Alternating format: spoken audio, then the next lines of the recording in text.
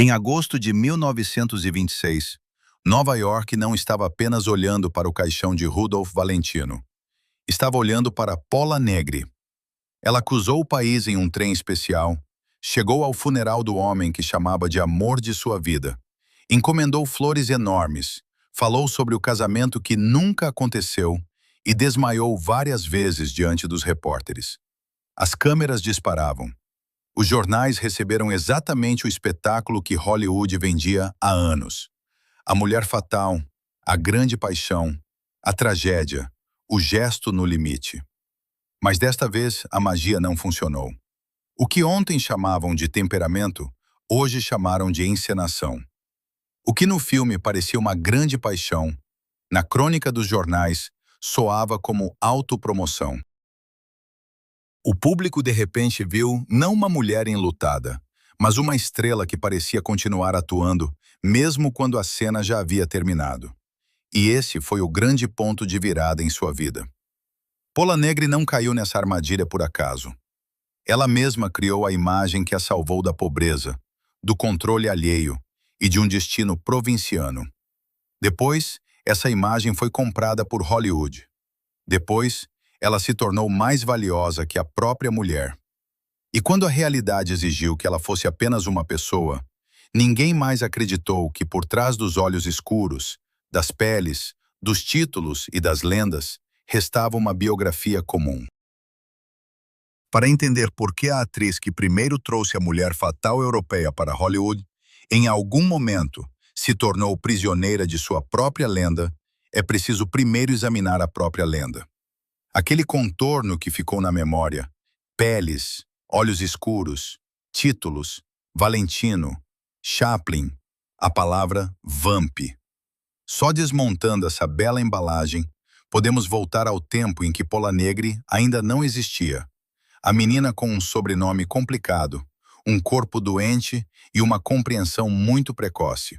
Se o mundo não lhe dá um lugar, você terá que inventá-lo por conta própria. Ato Mito em Pele Negra. Hoje, é fácil lembrar de Pola Negri como um simples contorno, cabelos escuros, olhar penetrante, rosto pálido, turbante, peles, joias grandes, a pose de uma mulher que não pede licença para entrar em cena. Ela parece pertencer não ao cotidiano, mas ao cartaz. Não a um quarto, mas a uma lenda. Na memória do cinema, ela ficou como a vamp, a mulher ao lado de quem o homem perde a vontade, e o mundo tranquilo começa a rachar. Mas é exatamente por isso que é tão fácil simplificá-la. Pola Negri há muito se transformou em um conjunto de palavras reconhecíveis. Exotismo, cinema mudo, Rudolph Valentino, Charlie Chaplin, escândalos, Europa, paixão. Essa memória é conveniente, pois imediatamente torna a pessoa decorativa. Como se Negri fosse apenas uma bela estrangeira que Hollywood colocou temporariamente ao lado de grandes homens, para depois esquecê-la quando o cinema começou a falar. Nessa versão, quase tudo está errado. Ela não era um enfeite da época, mas uma das primeiras estrelas a entender que no novo cinema não se vendia apenas talento, mas também uma personalidade transformada em espetáculo. Antes de Hollywood, ela já havia passado pelo palco polonês, pela fábrica de cinema alemã, trabalhado com Ernst Lubitsch e alcançado sucesso internacional. Ela não chegou à América como uma folha em branco. Trouxe consigo uma lenda pronta. Nome, andar, maneira de olhar, distância aristocrática e um passado cuidadosamente editado. Sua força não estava apenas na beleza ou no temperamento. Sua verdadeira força estava na capacidade de ler o sistema antes que o sistema conseguisse nomear suas regras. No teatro, precisava de outro som para o nome. Ela mudou o nome. No cinema, era necessária uma plástica expressiva. Ela transformou o corpo em um símbolo. Na Europa, o público queria mistério. Ela deu mistério. Em Hollywood, a imprensa queria uma lenda. Ela fez da lenda um espetáculo contínuo. Mas tal força é perigosa. Funciona enquanto a pessoa controla a imagem. Depois, a imagem começa a controlar a pessoa. O principal mito sobre Pola Negri não é que ela foi uma grande mulher fatal, nem que ela teria desaparecido por causa de um sotaque ou uma cena infeliz em um funeral. O principal mito é outro, como se todo esse luxo fosse seu estado natural.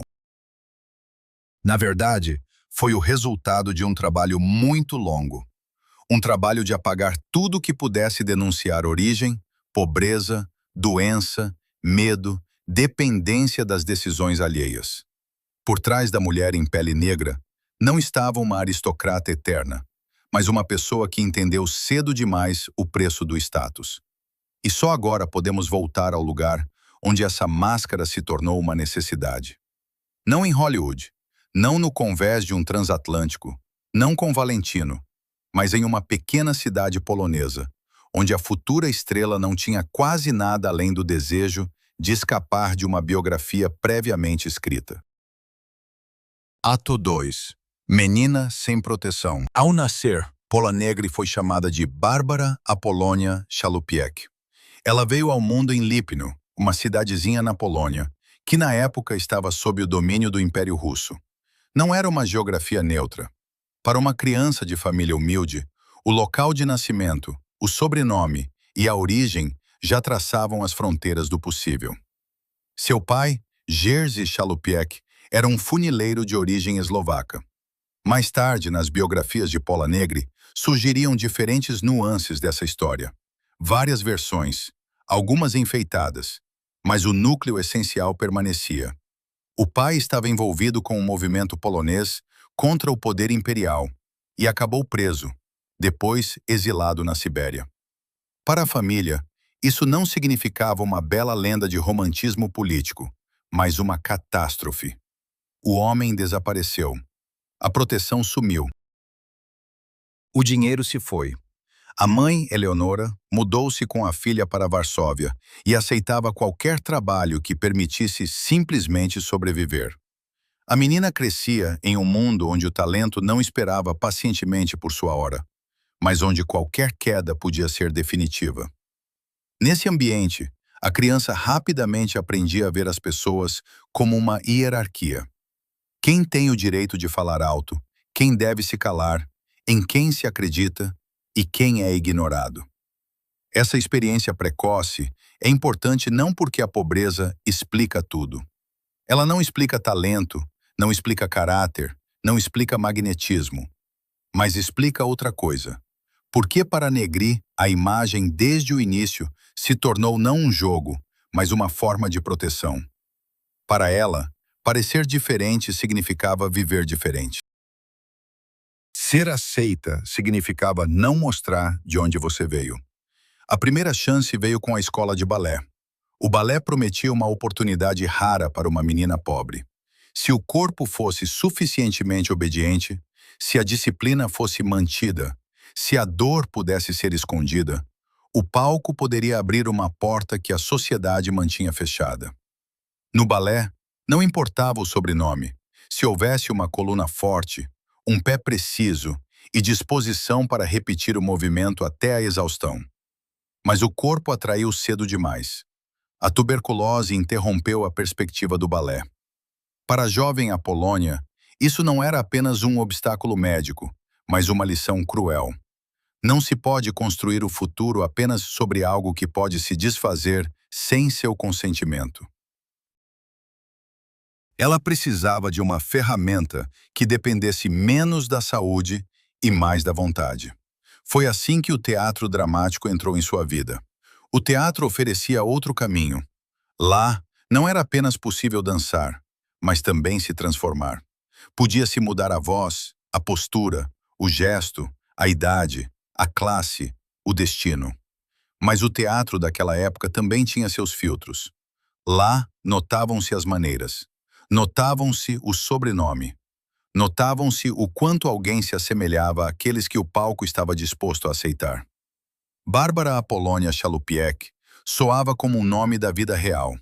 E a vida real era exatamente o que ela precisava deixar para trás. Então, ela deu um passo que à primeira vista parece comum para uma atriz. Ela adotou um nome artístico. Pola, mais suave, mais curto, mais leve. Negri, do nome da poetisa italiana Ada Negri, que ela admirava. Mas essa escolha tinha mais do que apenas gosto. O novo sobrenome soava estrangeiro, marcante, bonito e ligeiramente enigmático. Ele imediatamente criava uma distância entre a garota e seu passado. Bárbara Chalupiec poderia ser filha de um funileiro exilado. Pola Negri poderia ser qualquer pessoa.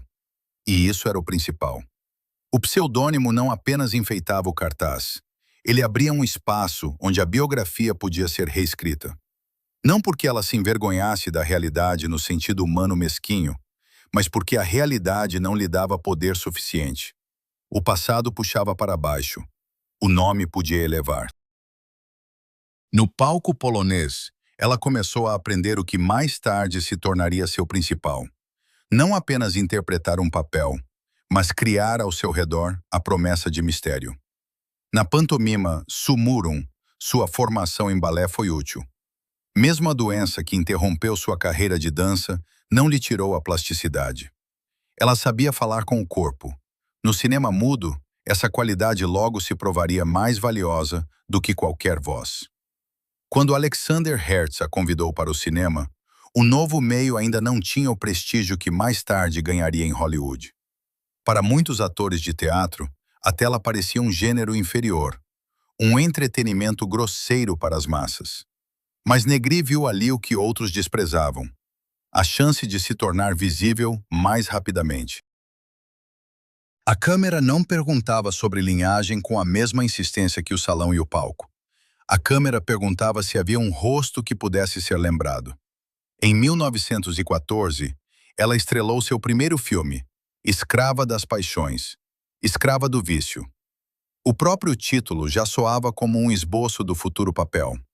Diante do público, aparecia uma mulher cuja atratividade não era um presente inocente, mas uma força. Ela não apenas agradava aos homens, ela os influenciava. E isso era uma diferença gritante da menina que, na vida real, conhecia bem demais o que significava depender do poder alheio. A tela lhe deu um mundo invertido. Onde a Polônia Chalupiec era vulnerável, Pola Negri se tornava perigosa. Onde a biografia real era pobre e inquietante, a biografia na tela se tornava luxuosa e impenetrável. Onde a sociedade podia perguntar: quem é você? A câmera respondia por ela: ela é aquela que todos olham. O cinema de Varsóvia não podia torná-la uma estrela mundial. Faltava-lhe escala, dinheiro, mercado internacional. Mas foi exatamente lá que se encontrou o principal truque. Para sobreviver, ela não pediria para reconhecerem sua verdadeira identidade. Ela criaria uma versão de si mesma que seria impossível de ignorar. Ato 3. Berlim ensina a máscara a trabalhar. A mudança para Berlim não foi apenas uma troca de país para Pola Negri. Foi uma transição de uma cena local para uma grande produção europeia. Em 1917, ela chega à cidade para um trabalho teatral ligado a Sumurum e se encontra em um lugar onde, após a guerra, o cinema rapidamente se transforma em uma das principais linguagens da época. Berlim era quase perfeita para ela. Uma cidade nervosa, faminta por novidades, feita de arte, política, cansaço pós-guerra e um desejo de ver o mundo de outra forma. Sua estrangeirice não precisava ser domesticada imediatamente. Podia ser intensificada, tornada mais aguda, mais gráfica, mais vendável. A figura central desse período foi Ernest Lubitsch. Ele viu em Negri não apenas uma atriz temperamental, mas um rosto em torno do qual se podia construir um filme. Em seus filmes juntos, de Os Olhos da Múmia Má, a Carmen e Madame du Barry, sua imagem deixou de ser apenas um efeito teatral. A câmera a ensinava a economizar. No palco, o gesto deve alcançar a última fileira. No cinema, tudo é diferente. A inclinação da cabeça, a pausa do olhar, o movimento da mão ao rosto, o close-up transforma detalhes em eventos. Negri rapidamente entendeu essa regra. Sua força não estava em ser a mais barulhenta, mas em deixar que a câmera a tornasse perigosa. Lubitsch e o cinema alemão ajudaram-na a transformar sua diferença pessoal em estilo. Cabelos escuros, pele pálida, olhos expressivos, pausas marcantes, a plasticidade de uma ex-bailarina. Tudo isso se tornou uma linguagem, não apenas um conjunto de características. Ela não atuava naturalmente, no sentido que seria exigido mais tarde. Ela atuava com signos. E no cinema mudo, isso era quase perfeito. Madame du Barry foi especialmente importante. Nos Estados Unidos, o filme foi lançado como Paixão e teve grande sucesso. Para o público americano, acostumado a outros tipos femininos, Negri parecia uma mensagem de outra cultura. Não era a garota da casa ao lado, nem a heroína inocente, nem a vítima frágil. Ela era uma mulher que entrava em cena já com poder. O período em Berlim lhe deu outra coisa importante, uma fachada social. Seu casamento com o conde polonês Eugeniusz Domski foi breve e não tão relevante como uma história romântica. Muito mais importante foi sua função pública. O título de condessa funcionava como um selo na nova biografia que ela estava construindo. Agora, ela podia ser apresentada não apenas como uma atriz talentosa da Polônia, mas como uma aristocrata europeia com um passado misterioso. Para os jornais, isso soava melhor. Para o público, mais convincente. Para ela mesma, mais seguro. Assim, a pequena menina de Lipno desaparecia definitivamente atrás da fachada. Em seu lugar surgia Pola Negri, estrela europeia, mulher fatal, artista com título, um rosto que podia ser vendido em ambos os lados do oceano. Mas é importante não se enganar. Ela não era uma vítima passiva do marketing. Nesse estágio, ela entendia perfeitamente o que estava fazendo. Ela não apenas permitia que outros embelezassem sua história. Ela participava desse embelezamento, pois isso lhe dava poder. Cada novo detalhe, nome, título, maneira, lenda, funcionava como uma parede adicional entre ela e o passado, onde muito dependia da vontade alheia. O sucesso europeu provou, seu método funcionava. Mais ainda, funcionava para exportação. Os distribuidores americanos perceberam que o público estava disposto a comprar não apenas os filmes de Negri, mas a própria ideia de Negri. E para Hollywood, isso era um argumento decisivo. Se a imagem já foi testada, se o público já reage, se o nome já desperta interesse, por que esperar? Era só trazê-la. No início dos anos 20, Hollywood ainda aprendia a gerenciar estrelas como grande capital. E Pola Negri se tornou um caso raro. Não um material bruto que precisava ser cultivado por muito tempo, mas uma lenda europeia pronta, que só precisava ser colocada na linha de produção americana. Ato 4. Hollywood compra a lenda. Quando Pola Negri desembarcou em Nova York, em 1922, não foi recebida como uma atriz qualquer sob contrato. Sua chegada foi um acontecimento. A imprensa, os representantes dos estúdios, os fotógrafos, o burburinho entusiástico ao redor, tudo isso tinha um propósito claro: mostrar ao público americano que ela não era apenas uma nova intérprete, mas uma sensação importada. A Famous Players Lasky, que logo se consolidaria como Paramount Pictures, não estava comprando apenas talento. O estúdio adquiria um mito já pronto. O nome era conhecido. Os filmes de Lubitsch haviam sido testados. A imagem estava clara. Uma aristocrata europeia, uma beleza perigosa, uma mulher de paixão, impossível de confundir com as garotas do coração americanas. Hollywood rapidamente entendeu o que poderia explorar nela. Não era a biografia polonesa complicada. Não era a experiência de pobreza, nem o trauma familiar, nem a doença que interrompeu o balé. Tudo isso era concreto demais, pesado demais, humano demais. O que precisava ser vendido era outra coisa.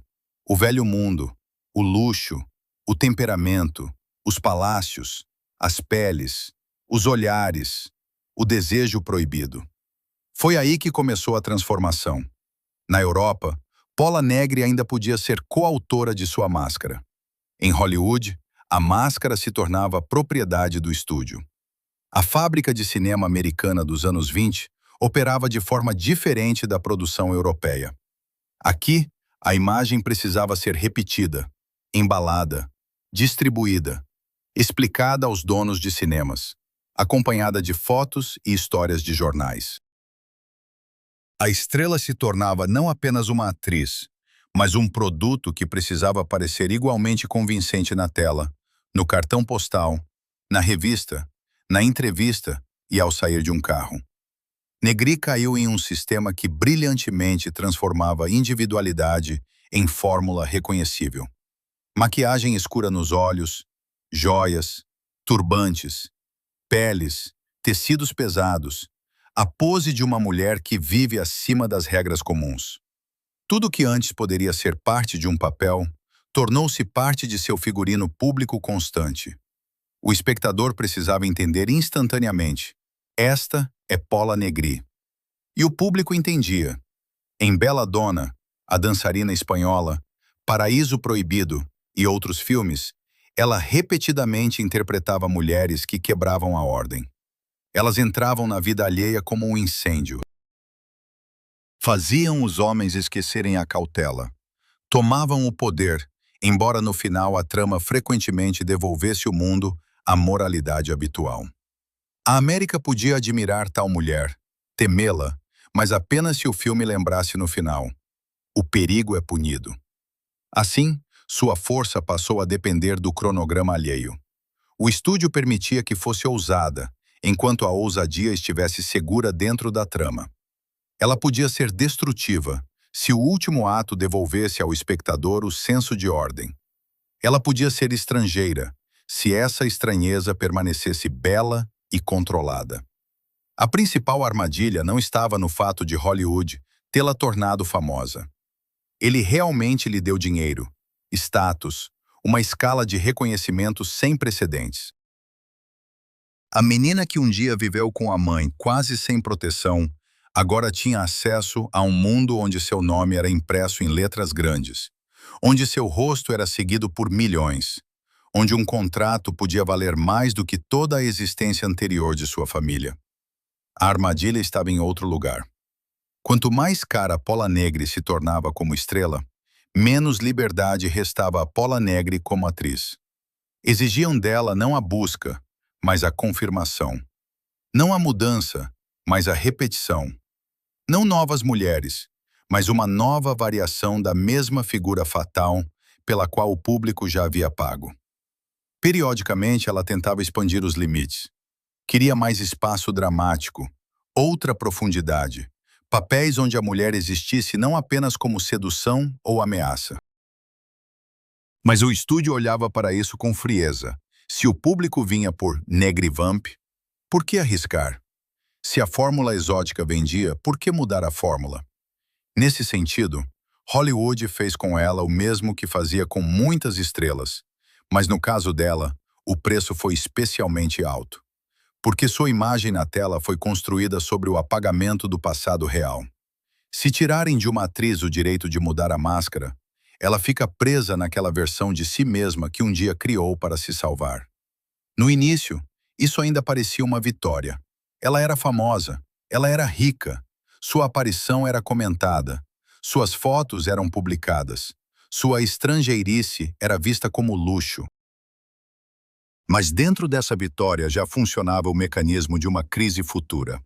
Hollywood a aceitava apenas na medida em que ela permanecesse uma fantasia compreensível sobre a Europa. E a pessoa real por trás dessa fantasia se tornava cada vez mais supérflua. Ato 5. Vida privada como extensão do cartaz. Hollywood rapidamente percebeu que podia vender Pola Negri não apenas através dos filmes. Ela podia ser vendida pelo suspense, pelo boato, pela aparição em uma estreia, pela foto ao lado de um carro, por uma frase na coluna social. Sua vida fora do set de filmagem tornava-se parte do mesmo espetáculo. Foi por isso que seu envolvimento com Charlie Chaplin virou um evento midiático instantâneo. Ele era, talvez, a pessoa mais reconhecível do cinema mundial, mas sua força se baseava em outro mito. Chaplin era o homem comum, engraçado e comovente, compreendido por pobres, ricos, crianças, adultos, América, Europa. Negri era seu oposto, inatingível, teatral, cara, cercada pelo aroma de palácios estrangeiros e paixões perigosas. A imprensa adorava esse confronto de duas lendas. Se havia sentimento verdadeiro, cálculo, curiosidade mútua, ou tudo isso junto nesses relacionamentos, para Hollywood, a questão era secundária. O importante era que a história funcionava. Os jornais escreviam. O público acompanhava. Duas estrelas tornavam-se propaganda uma para a outra. Para Negri, isso foi uma lição importante. Em Hollywood, a vida privada de uma estrela não existe separada da bilheteira. Se o espectador paga pela paixão na tela, ele quer provas de paixão fora dela. Se uma estrela interpreta uma mulher fatal, seus romances também devem parecer fatais. A simples afeição humana não interessa a esse sistema. Ele precisa de um enredo. O próximo enredo foi Rudolph Valentino. Valentino ocupava na cultura masculina dos anos 20 uma posição quase espelhada. Ele também era um estrangeiro, sensual, bonito demais para a norma puritana, teatral demais para quem queria ver no homem apenas contenção e força. Chamavam-no de amante latino, e por trás desse rótulo estava a mesma simplificação hollywoodiana. Um homem complexo, transformado em um símbolo conveniente. O romance entre Pola Negri e Valentino era quase uma história perfeita para a imprensa. A vamp europeia e o principal sedutor das telas. Dois corpos nos quais o público projetava desejos proibidos. Duas lendas que pareciam destinadas a se encontrar para confirmar sua própria mitologia. Mas foi essa lógica que tornou a catástrofe de 1926 tão devastadora. Quando Valentino morreu, Pola Negri enfrentou uma exigência impossível. Ela deveria lamentar como pessoa, mas o público esperava que ela lamentasse como Pola Negri. Não de forma silenciosa, privada, confusa, mas de maneira grandiosa, visível, trágica, digna de uma manchete. E ela fez o que a cena, o cinema e a imprensa a ensinaram por anos. Transformou o sentimento em imagem. Um trem especial. Flores. Declarações sobre um futuro que não se concretizou. Desmaios. Choro diante das câmeras. Tudo isso hoje é facilmente criticado como exagero. Mas no contexto de sua carreira, não foi uma loucura aleatória, nem apenas um desejo de chamar atenção. Era a forma habitual de existência de uma estrela, que por anos foi incentivada a fazer de sua vida uma extensão do filme. Só que desta vez, a América não quis jogar pelas mesmas regras. Enquanto Negri demonstrava paixão na tela, o público podia desfrutar disso sem riscos. Mas ao lado do caixão de Valentino, a teatralidade estava perigosamente próxima da morte real. A ilusão tocou um ponto em que o público, de repente, exigiu autenticidade. E a mesma imprensa que antes alimentava sua excentricidade, agora chamava seu comportamento de espetáculo. Não foi apenas um escândalo de reputação. Foi o momento em que o sistema puniu a atriz por seguir à risca suas próprias regras. Após o funeral, Negri tentou recuperar sua antiga inatingibilidade através de um instrumento familiar, o título e a distância social. Em 1927, ela se casou com o príncipe georgiano Serge Medivane. No papel, isso parecia um retorno à lenda aristocrática europeia. Mas a América do final dos anos 20 já via esses gestos de outra forma. O que antes parecia charme, agora parecia pose. O que antes aumentava o valor da imagem, agora causava irritação. O casamento não a protegeu. Apenas confirmou para parte do público a ideia de que Pola Negri vivia em um mundo de gestos artificiais, e não sabia ser simples. Hollywood ainda podia vender luxo, mas já tinha menos paciência com uma estrela que parecia incontrolável. Sua vida pessoal deixou de ser um recurso e tornou-se um risco. E para o estúdio, isso é sempre um sinal de alerta. Enquanto o escândalo ajuda a vender ingressos, ele é tolerado. Quando o escândalo começa a atrapalhar as vendas, a estrela começa a ser corrigida. Ato 6. Quando Hollywood pediu para ela ser mais simples. Após o episódio com o funeral de Valentino e o casamento com Amy Divani, o estúdio tentou fazer com Paula Negri o que Hollywood frequentemente faz com uma estrela problemática: mudar a embalagem sem perguntar se a pessoa aguentaria a transformação. Em 1927, Arame Farpado foi lançado. Foi uma mudança notável. Em vez da habitual predadora luxuosa, Negri deveria interpretar uma mulher mais terrena, mais sofrida, menos adornada. Não uma rainha da paixão, nem uma ameaça exótica, mas uma heroína através da qual se poderia falar sobre guerra, dor, compaixão e reconciliação. À primeira vista, isso poderia ser uma salvação. Finalmente, a atriz tinha a chance de ir além do papel de vamp.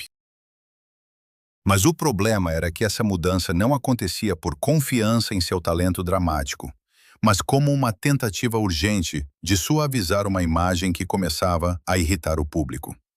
Hollywood não estava tanto descobrindo uma nova profundidade nela, mas tentando torná-la mais segura. São coisas diferentes. Negri realmente sabia atuar além da sedução. Seu melhor trabalho no cinema mudo se sustentava no controle preciso do rosto e do corpo, não nos figurinos.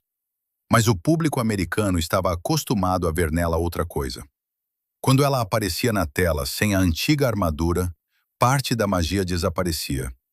Não porque a atriz se tornasse pior, mas porque o público comprava não Paula Negri por completo. Eles compravam uma versão específica de Paula Negri. Assim, ela se viu em uma situação quase insolúvel. Se continuasse com o mesmo papel, reforçava o rótulo irritante. Se abandonasse, arriscava perder o que a levava aos cinemas. Atrizes americanas também enfrentavam essas armadilhas, mas para Negri havia o adicional de sua origem. Sua estranheza só era valiosa enquanto permanecesse bela e conveniente. Assim que começou a parecer real demais, tentaram transformá-la. Nesse momento, o tom da imprensa também muda. Antes, a estrangeirice de Negri era um elogio. Europeia, misteriosa, temperamental, aristocrática. Agora as mesmas palavras podiam ser usadas contra ela. Europeia significava arrogante. Misteriosa significava insincera. Temperamental significava exagerada.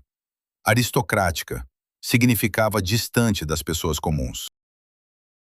A mesma imagem que inicialmente eleva a estrela, depois se torna um conjunto de acusações. Isso não é acaso, mas uma lei da popularidade. O público ama o que se diferencia da norma, até que a diferença comece a exigir paciência demais. Negri ainda era uma figura notável. Em Hotel Imperial, sua força dramática voltou a brilhar. Uma história de guerra, perigo, tensão, uma mulher forçada a sobreviver em meio a decisões alheias. Mas mesmo esses sucessos não podiam mudar a narrativa geral. Hollywood estava se movendo para outra era. Mudavam-se as tecnologias, o ritmo, o gosto, a demanda do público. E a principal ameaça para Negri já se aproximava, não de uma coluna de jornal ou do escritório de um produtor. Ela se aproximava do microfone. Ato 7. A voz que devolveu a biografia. O cinema mudo era o habitat perfeito para Paula Negri. Nele, quase tudo podia ser reescrito. A origem se dissolvia no figurino. O sotaque não existia. A classe social era sugerida pelo cenário, não pela pronúncia. O público não ouvia como a atriz falava na vida real, podendo imaginar qualquer voz que combinasse com seu rosto. Para alguém que se reinventou, isso era inestimável. A câmera muda lhe permitia ser uma aristocrata sem teste de voz, uma dançarina espanhola sem falar espanhol, Uma cortesã francesa sem a entonação francesa. Uma mulher de uma Europa imaginária, onde todas as diferenças se transformavam em um belo mistério. O som não mudou apenas a técnica do cinema. Ele alterou a confiança na estrela. Com a chegada dos filmes sonoros, o ator não podia mais ser apenas uma imagem. A voz trazia consigo o corpo, o país, a escola, o hábito, a origem. Tornava a imagem concreta. E para Negri, isso era especialmente perigoso. A voz trazia de volta a realidade que ela tanto se esforçou para esconder. Muitas vezes, essa história é simplificada na frase: "Foi o sotaque que a arruinou." Isso é simplista demais. O sotaque realmente se tornou um problema em Hollywood, onde o novo som rapidamente começou a estabelecer suas normas de fala americana clara e rápida. Mas não era só sobre fonética. Pola Negri podia falar, cantar, trabalhar no cinema sonoro. No início dos anos 30, ela até gravou a música Paradise, que se tornou uma parte notável de sua lenda americana tardia. O problema era mais profundo. O som destruiu a própria distância que sustentava seu poder. Sua antiga europeidade era uma fantasia coletiva. Ela podia ser polonesa, italiana, espanhola, francesa, oriental, palaciana, qualquer coisa, desde que o quadro fosse bonito. Com a voz, a fantasia se estreitou. O público ouvia não uma mulher abstrata do velho mundo, mas uma estrangeira específica. E essa especificidade nem sempre parecia luxuosa. Simultaneamente, a Grande Depressão atingiu. A América começou a olhar para a tela de outra forma.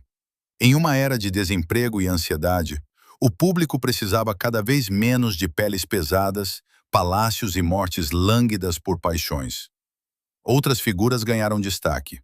Garotas urbanas rápidas, repórteres, gangsteres, comediantes, heróis que falavam a língua das ruas, não a da lenda. O cinema passou a soar mais áspero, moderno, simples. Pola Negri estava demasiadamente ligada à década passada. Não porque seu talento desapareceu.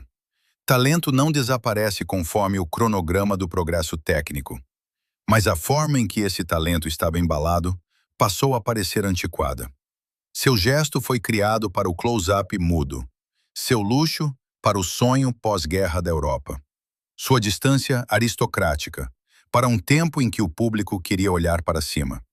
Agora o público queria mais se reconhecer, ou rir, ou ouvir uma fala viva e rápida, ou ver um mundo onde a crise se assemelhava à sua própria. Assim, a imagem de Pola Negri não foi tanto destruída quanto deslocada. Hollywood não lhe deu uma execução exemplar. Apenas deixou de precisar da lenda que recentemente comprara tão caro. Os contratos se tornaram menos confiáveis. Os papéis, menos importantes. A atenção, menos generosa. Para Negri, isso foi um golpe especialmente amargo. Durante toda a vida, ela se salvou mudando a superfície. Nome, vestido, maneira, status social, história pessoal. Mas o som e a nova economia exigiam não uma nova superfície, mas outro tipo de presença. Ser apenas enigmática já não bastava. Ser europeia deixou de ser uma vantagem, tornando-se uma questão. Ser vamp virou uma lembrança de uma moda que passou. E então ela fez novamente o que sempre fazia. Tentou encontrar um sistema onde sua máscara ainda pudesse funcionar. Ato 8. Retorno à Europa. No meio dos anos 30, Pola Negri voltou a trabalhar na Europa. Após o declínio nos Estados Unidos, a indústria cinematográfica alemã novamente lhe ofereceu um grande palco. O filme Mazurka, em 1935, foi um sucesso notável e parecia provar que a lenda ainda não havia se esgotado. Mas a Europa já não era a mesma. Berlim, que um dia lhe deu Lubitsch, vanguarda, liberdade de forma e um impulso internacional, não era mais aquele Berlim. O cinema alemão agora existia sob o domínio do Estado nazista. Onde antes a máscara podia ser um jogo de mistério, agora qualquer mistério podia ser motivo para uma investigação. Origem, rumores, documentos, sobrenomes, conexões. Tudo que nos anos 20 ajudava a criar um enigma, nos anos 30 se transformava em material perigoso. Rumores surgiam ao redor de Negri, inclusive sobre uma possível origem judaica. Em outra época, tais rumores poderiam ter permanecido como sujeira de jornal. Na Alemanha dos anos 30, eles podiam custar a carreira e a segurança. Ela teve que provar a aceitabilidade de sua origem para um sistema que não compreendia a ambiguidade artística. A máscara, criada para proteção, de repente passou a despertar suspeitas. Esse foi um dos paradoxos mais assustadores de seu caminho. Ela complicou sua biografia pública ao longo da vida para escapar da vulnerabilidade. Mas o poder totalitário não gostava de biografias complexas. Exija documentos, linhas claras, categorias compreensíveis. Tudo o que tornava Pola Negri interessante para o cinema a tornava insegura para tal sistema. Ainda assim, ela continuou atuando na Alemanha e na França. Isso não deve ser romantizado nem transformado em um simples veredicto. Para uma atriz que perdeu uma posição estável em Hollywood, os contratos europeus eram uma forma de trabalhar e manter o status. Ela novamente escolheu não a liberdade ideal, mas o espaço disponível para sobreviver. Em sua vida, houve muitas dessas escolhas. Quando a Segunda Guerra Mundial começou, esse espaço se fechou definitivamente. Negri deixou a Europa e voltou para a América, mas retornou já não como a sensação que os fotógrafos aguardavam, mas como alguém de uma era passada. O mundo onde ela era a rainha das telas desapareceu. Os estúdios mudaram. Os espectadores mudaram. Até mesmo a palavra estrela soava diferente. Em Hollywood do início dos anos 40, quase não havia lugar para ela. Na tela do tempo de guerra, eram necessários outros rostos e outras entonações. Mulheres do noir, heroínas patrióticas, atrizes de comédia, simples garotas trabalhadoras. Todas estavam mais próximas da nova realidade do que a majestosa vamp do cinema mudo. Pola Negri podia aparecer apenas como uma lembrança do passado. Em 1943, ela atuou na comédia Hi Diddle Diddle. O papel foi notável, mas a própria natureza dessa aparição dizia muito sobre sua posição. Hollywood não precisava mais dela como uma deusa perigosa das telas. Podia usá-la como uma citação, uma referência viva a um estilo antigo que o público já podia reconhecer com um sorriso. Para outra atriz, isso poderia ser o início de uma longa cadeia de episódios, compromissos, diminuição gradual. Para Negri, esse caminho era quase impossível.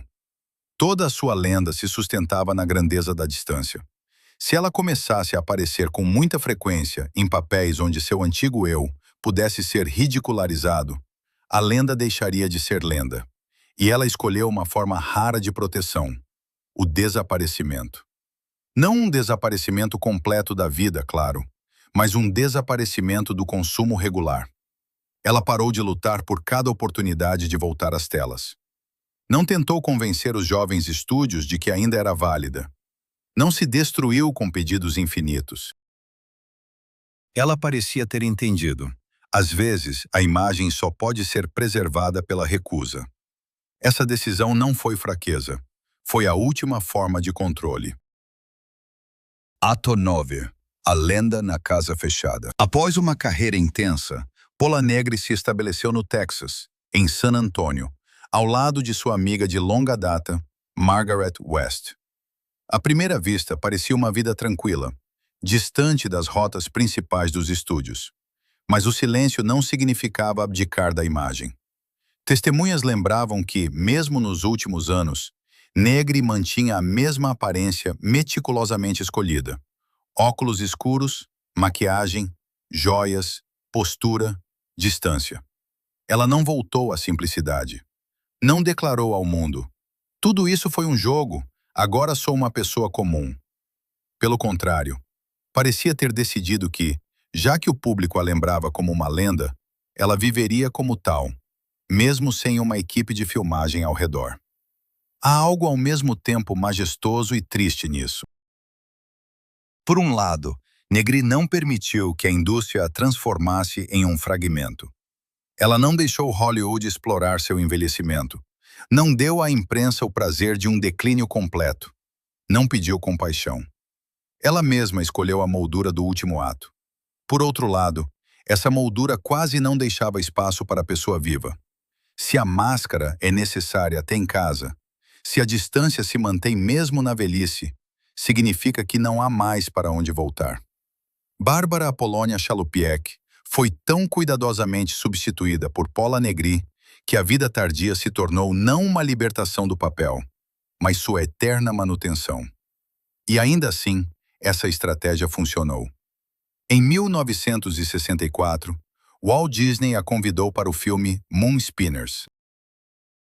O papel de Madame Habib foi quase um presente para sua própria lenda. Uma milionária excêntrica, joias, cenário exótico, um guepardo de estimação. Não era mais um retorno ao fluxo comum de produção.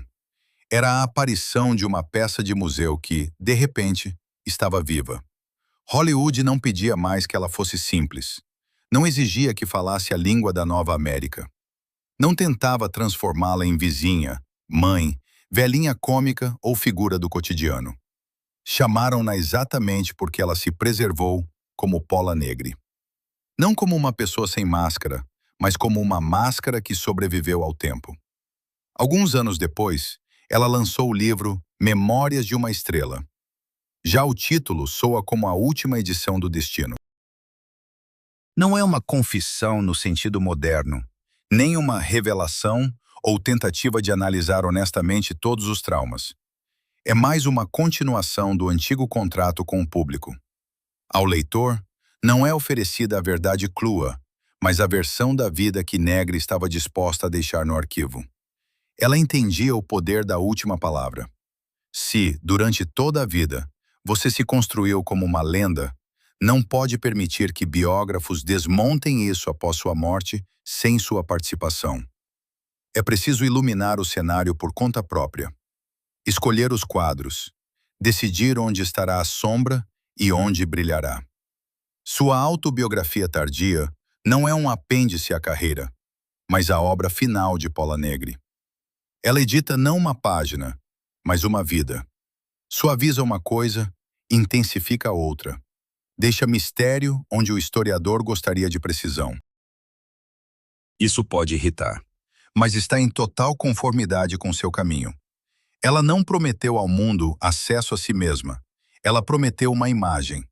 Paula Negri morreu em 1987. Nesse momento, o cinema já havia mudado muitas vezes. A era do cinema mudo se tornou domínio de arquivos, restaurações, textos acadêmicos e exibições raras. Mas seu rosto continuava vivo justamente porque nunca se tornou totalmente comum. Não podia ser facilmente associado à velhice comum, ao cansaço comum, ao desinteresse público comum.